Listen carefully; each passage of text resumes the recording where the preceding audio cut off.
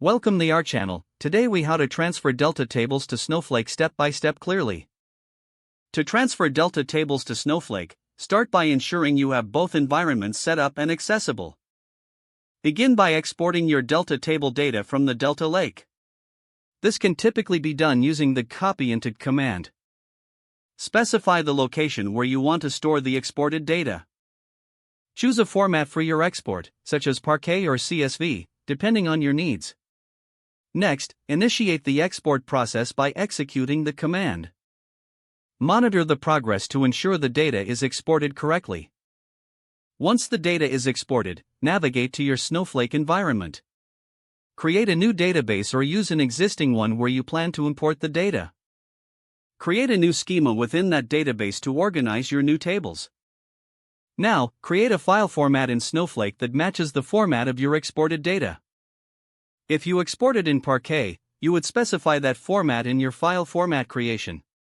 Create a stage in Snowflake to serve as the intermediate location for your data import.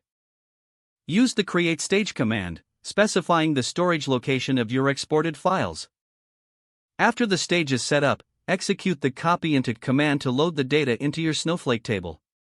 Make sure to map the Delta table schema to your Snowflake table schema accurately. Monitor the copy process for any errors or issues that might arise during the loading.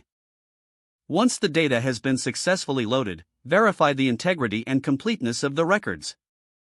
You can perform a simple count query on both the Delta table and Snowflake table to compare the row counts. If everything checks out, you can proceed to set up any necessary data transformations or scheduling tasks in Snowflake. Finally, document your process for future reference and any potential troubleshooting. If the page does not load, refresh the browser or try again in a private or incognito window. Make sure you are using the correct email address, then retype it carefully to avoid small typos. If your password is not accepted, use the reset option and create a new strong password you can remember. Check your spam folder for verification or security emails, then complete any requested confirmation steps. Enable two-factor authentication if available to improve account security and reduce unauthorized access risk.